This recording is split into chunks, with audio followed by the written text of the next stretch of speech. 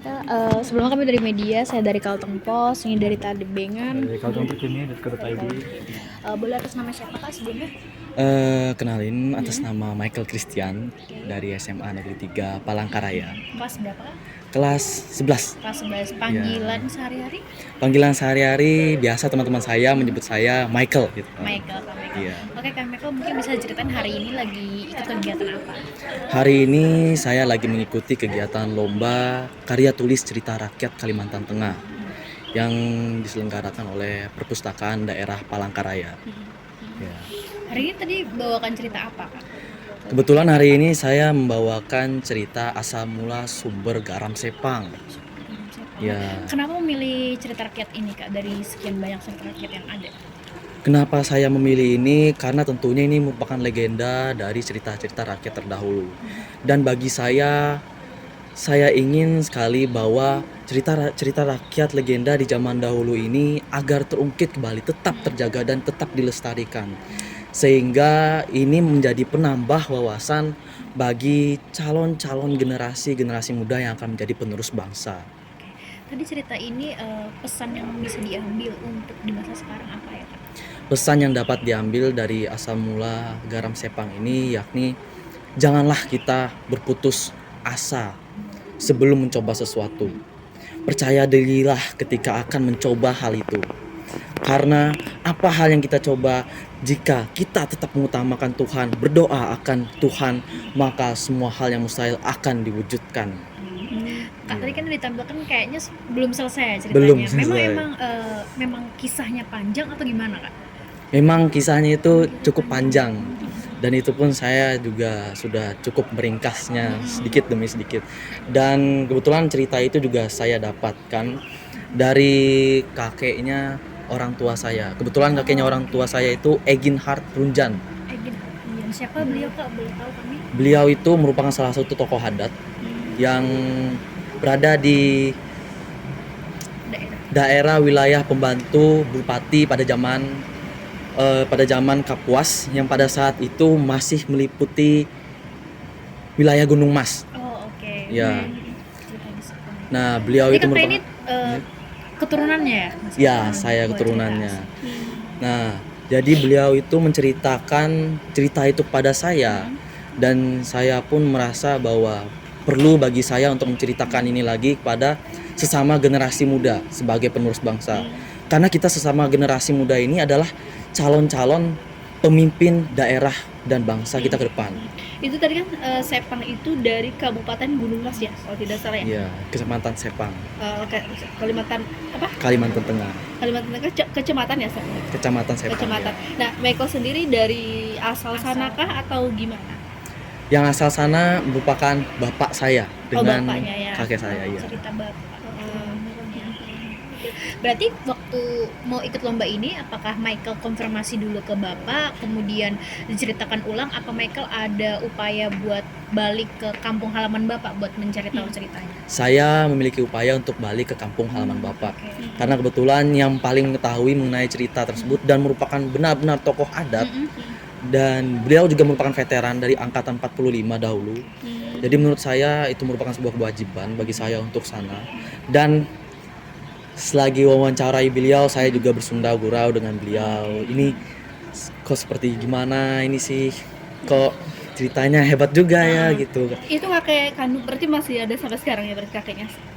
Kebetulan kakeknya sudah almarhum. Oh, berarti Michael menemui tokoh adat setempat. Atas nama siapa tokoh adat? Atas Egin Hart Runjan. Masih satu keluarga? Masih satu keluarga. Bahkan dari keturunan kami juga kebetulan ada nama jalan, namanya itu di nama jalannya Kota Palangkaraya. Ya, ada nama jalannya di Kota Palangkaraya, namanya Michael ingat? Daerah mana mungkin? Apa ya? Atau ada dari nama belakang orang tua? Nanti bisa dibantu dicari. Tidak, itu nama belakang itu Runjan.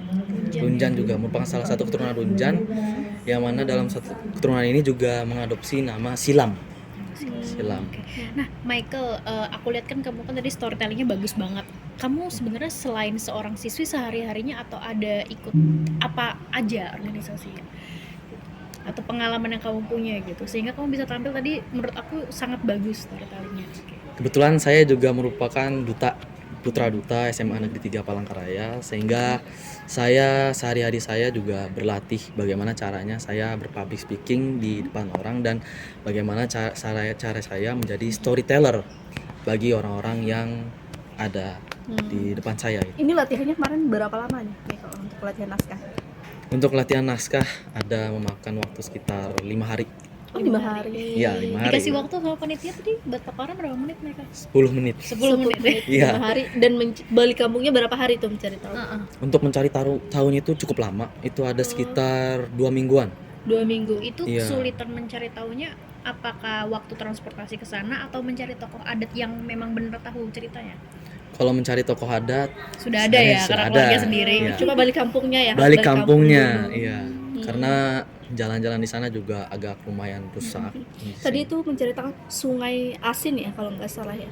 Sumber air ya, sungai yang awalnya itu tawar. Itu masih ada sampai sekarang. Masih ada sampai Masih sekarang. ada. Dan itu digunakan untuk apa nih sekarang nih, air itu?